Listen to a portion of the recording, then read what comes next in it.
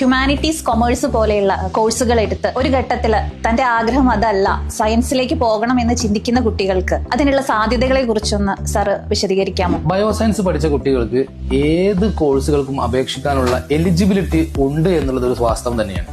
പക്ഷേ ഹ്യൂമാനിറ്റീസും കൊമേഴ്സും പഠിച്ച് ഇറങ്ങിയതിനു ശേഷം കുട്ടികൾക്ക് അവരവരുടേതായ ആപ്റ്റിറ്റ്യൂഡ്, അവരുടെ ഇൻട്രസ്റ്റ്, അവരുടെ പേഴ്സണാലിറ്റി ഇതൊക്കെ മനസ്സിലാകാൻ പരീക്ഷയ്ക്ക് റിസൾട്ട് വന്ന സ്ഥിതിക്കാണ് ഇവർക്ക് മെഡിക്കൽ സയൻസിലേക്ക് ഒന്ന് മൈഗ്രേറ്റ് ചെയ്താലോ എന്നൊരു ധാരണ ഉള്ളത്. അത്തരം ആളുകൾക്കുള്ള ഓപ്പർച്യൂണിറ്റി ഇന്ന് സർക്കാരുകളും വ്യത്യസ്ത യൂണിവേഴ്സിറ്റികളും പ്രൊവൈഡ് ചെയ്യുന്നുണ്ട്. ഹ്യൂമാനിറ്റീസും കൊമേഴ്സും പഠിച്ചിറങ്ങിയ കുട്ടികൾക്ക് GNM പോലത്തെ കോഴ്സസിലേക്ക് ജോയിൻ ചെയ്യാൻ പറ്റും. അതോടൊപ്പം തന്നെയാണ് കർണാടക സ്റ്റേറ്റ്, തമിഴ്നാട് സ്റ്റേറ്റ് ഒക്കെ പ്രൊവൈഡ് ചെയ്യുന്ന 3 ഇയറിന്റെ ഡിപ്ലോമകൾ, അത് medical lab technology, radiology, dialysis technology, optometry, operation theatre and anaesthesia technology പോലത്തെ മെഡിക്കൽ റിലേറ്റഡ് ആയ ഒത്തിരി ഡിപ്ലോമ 3 ഇയർ പ്രോഗ്രാമുകൾ 10th പാസ്സായ കുട്ടികൾക്ക് പോലും കർണാടക സ്റ്റേറ്റും തമിഴ്നാട് സ്റ്റേറ്റും ഒക്കെ ഈ വിധത്തിലുള്ള കോഴ്സുകൾ പഠിക്കാനുള്ള അവസരങ്ങൾ നൽകുന്നുണ്ട്. അത് ലോകത്തെവിടെയും അംഗീകാരമുള്ള ആപ്ലിക്കബിൾ ആയ ലോകത്തിന്റെ വിവിധ ഭാഗങ്ങളിലേക്ക് മൈഗ്രേറ്റ് ചെയ്യാൻ പറ്റത്തക്ക വിധത്തിലുള്ള സർട്ടിഫിക്കേഷനോട് കൂടി അവർക്ക് പഠിച്ചിറങ്ങാൻ പറ്റും.